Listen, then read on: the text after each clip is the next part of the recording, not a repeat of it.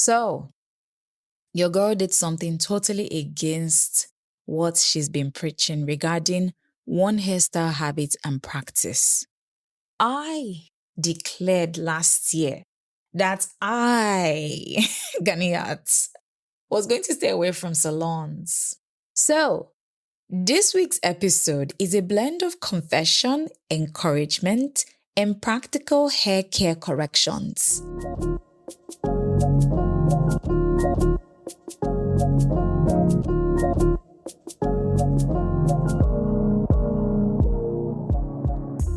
Welcome to Unraveling the Knots, the podcast where we journey into the never boring and rich world of natural hair.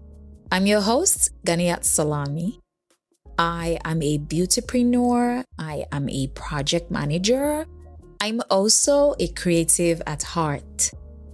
I love natural hair. You'll find me researching, writing, or just talking hair like every other day. Yeah. And on this podcast, we explore how to care for our hair with love and intention. And of course, the big one, knowledge. Together, we answer the real questions about keeping our hair healthy and thriving.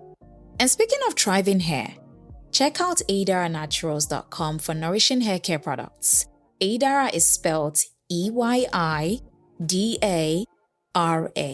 Naturals, Naturals.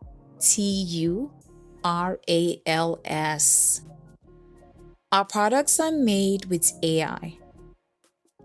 And by AI, I mean ancestral intelligence. And they're also backed by science. Our formulas are so gentle that your hair will thank you after trying them. Guys, this is our 91st episode. And today, I'll be sharing my hair progress tea. In plain English, this episode is about my mid-year hair check-in 2026 edition. Yes, we are checking the receipts, the hair receipts, the wash day receipts, the I said I would deep condition every week receipts, the I am staying away from salons thanks to protein treatment mishap receipts.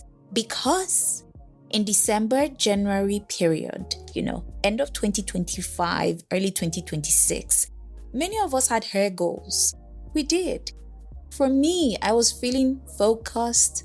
I was feeling hopeful. I was acting like the poster child for a healthy hair journey.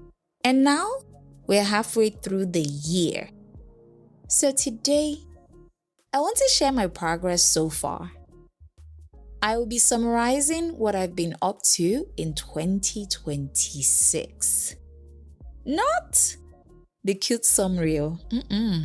Not the Instagram-worthy summary. The real summary. For me, my hair goals were very clear this year. And if you want a refresh on my 2025 hair reflection and 2026 hair goals, check out episode 77 of the podcast. Coming back to my hair goals, I wanted to deep condition weekly. I wanted to stay away from salons by fire by force. I wanted to avoid doing tiny plaits because I believe my hair and scalp deserve ease. The softer treatments. And I also wanted to embrace simpler wash days. These goals are simple now. They're very clear. And yet, somehow, some way, natural hair still has found a way to humble me. So, this week's episode is a blend of confession, encouragement, and practical hair care corrections. Before I dive into this check-in, I have a disclaimer, guys. I need to tell you something. I have to report myself right now. So, your girl did something totally against what she's been preaching regarding one hairstyle habit and practice. But I will come back to it because I need to give some context. You know what I mean? I will confess the ridiculousness I engaged in soon. Just be patient. Now, if you started the year with big hair plans and you're somewhere between I'm doing well and please don't ask me about my ends, this episode is for you. Let's get into it. Let's start with deep conditioning. Towards the end of 2025, I decided that from the beginning of this year, we are deep conditioning weekly. I was feeling like a woman with a plan. And honestly, your girl has been consistent. Yes, I've been doing good with deep conditioning my hair regularly. And I'm actually really happy, not just because I stuck with deep conditioning on a weekly basis, but my hair is actually reaping the benefits. So when I deep condition, my hair feels softer. It's easier to detangle, and my hair just looks like it just came back to life. It has bounce. When I think of deep conditioning, it's reminded me that natural hair needs more than good intentions.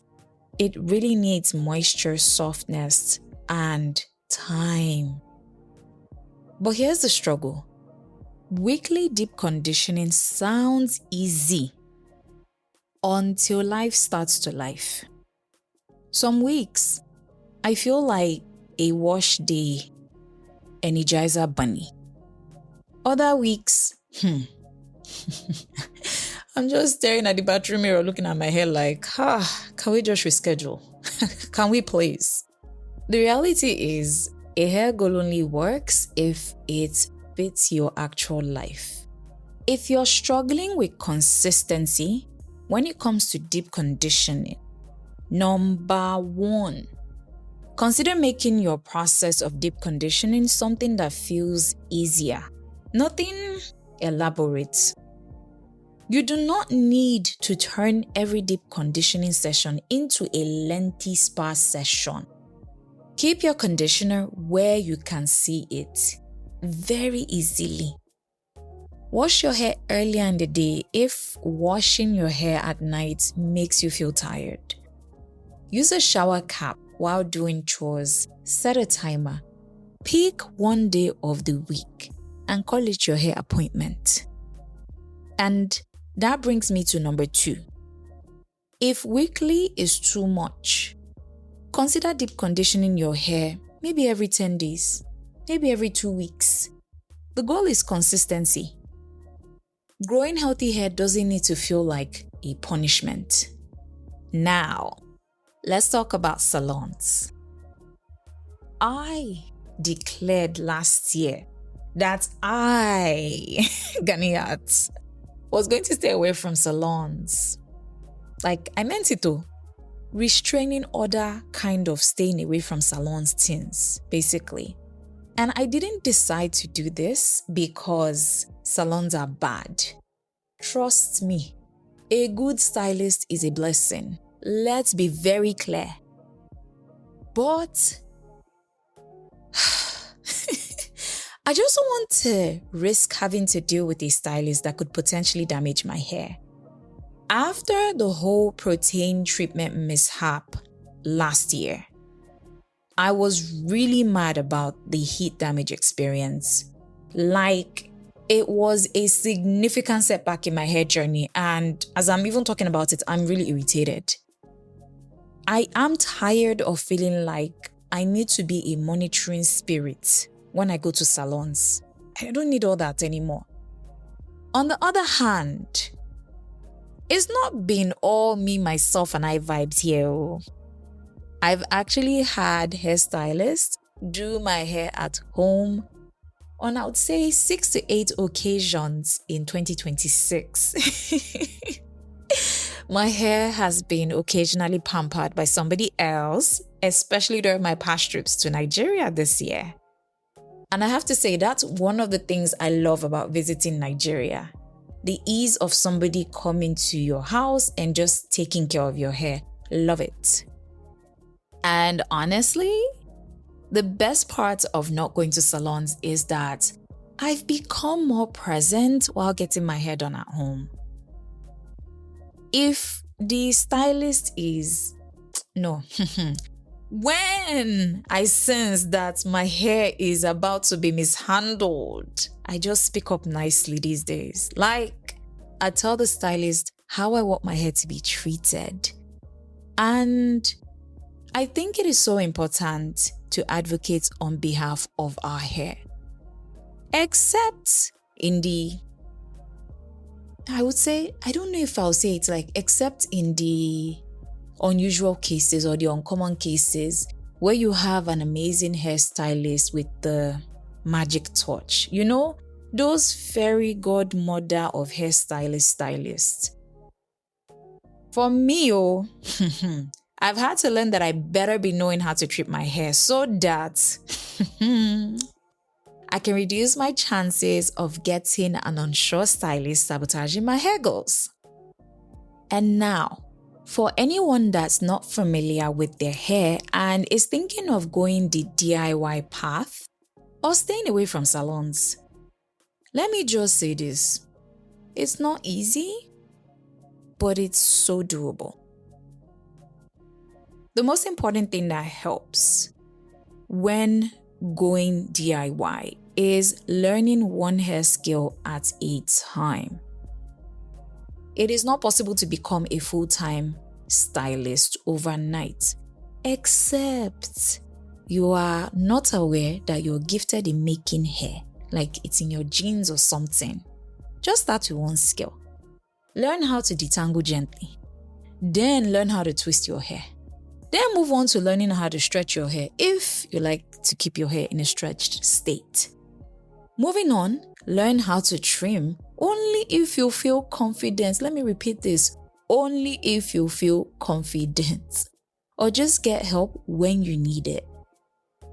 When you learn one thing at a time, it helps boost our confidence, right? The reality is confidence matters because natural hair care is not just about products, so it's also about trust. You start to trust your hands. You start to trust your own judgment when it comes to hair. You start to notice what your hair needs before it reaches crisis level. Finally, my number 3 goal was avoiding tiny plaits. This goal came from experience. Tiny plaits can look cute, definitely. They can last. They can give you that, I don't have to think about my hair feeling. I'm not a fan of tiny hairstyles because taking it down feels brutal. For me, tiny plaits also means too much manipulation, takedown that feels like an entire day, and just too much stress on my strands. So, it's a no-brainer to stay away from tiny plaits. Now, it's time for my confession. Remember earlier on the show, I told you I had a confession. This is it. I was in Nigeria a few weeks ago, and when I was preparing to come back to the States, I decided to do a hairstyle that I've never done before. To be completely open, guys, I wanted to just leave my hair alone for months and not do much to it except cleanse, deep condition, moisturize on a weekly basis, and every now and then just play with it, like just style it. No detangling, no extra stuff. So I chose to do very, very, very tiny twists. The twists that feel like sister locks, even tinier than sister locks. As I'm saying this now, I feel like I've actually gone from fry pan to fire. If you're not Nigerian, when we say you're going from fry pan to fire, that means you've gone from doing something bad to actually doing something worse. When my sister saw my hair, she was like, "This is really tiny."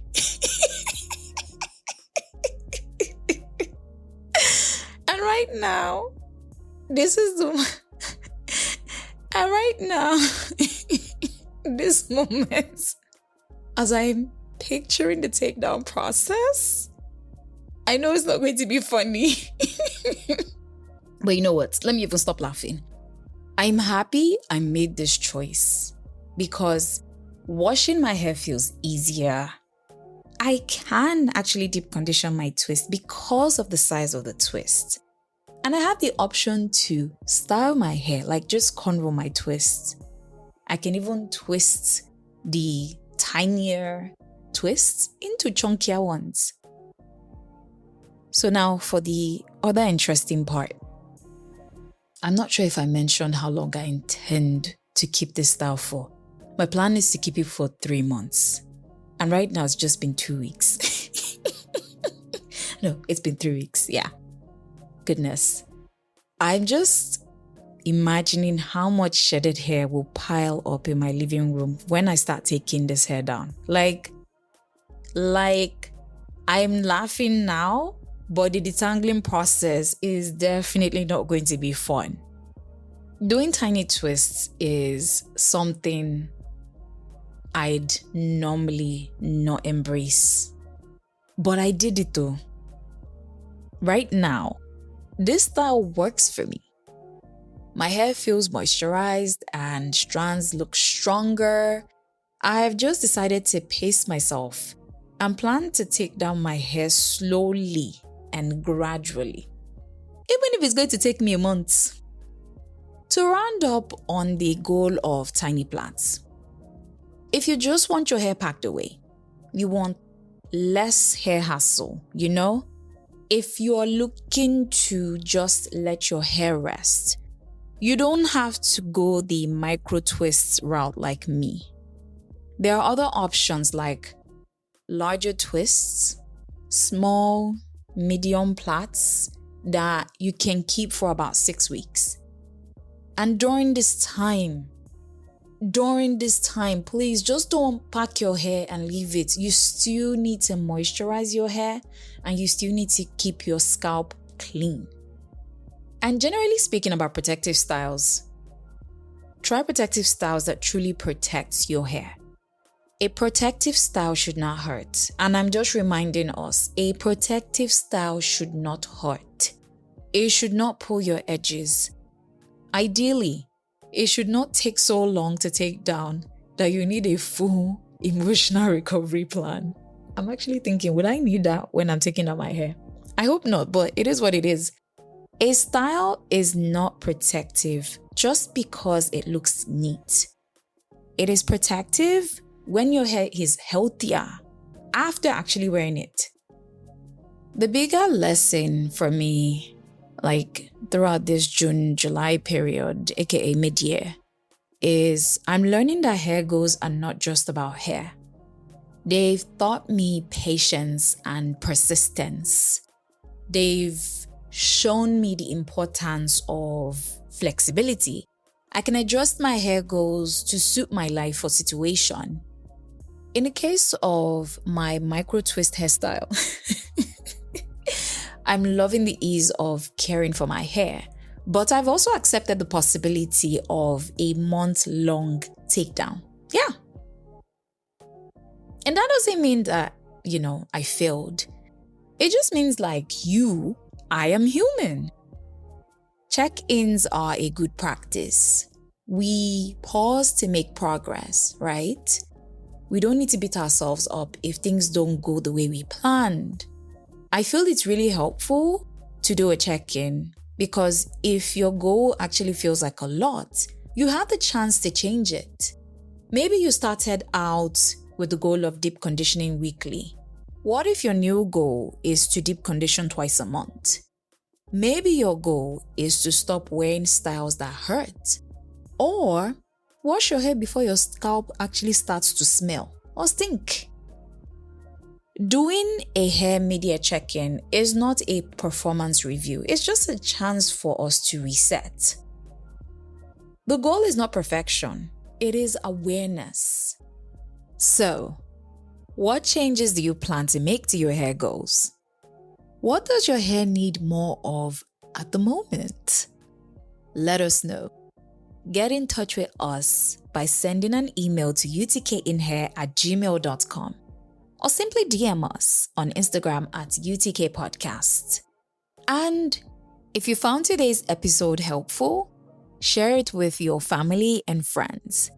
And if you want more tips, tricks, and truths about hair care, consider subscribing to our podcast channel on Apple Podcasts and Spotify for more. One more thing.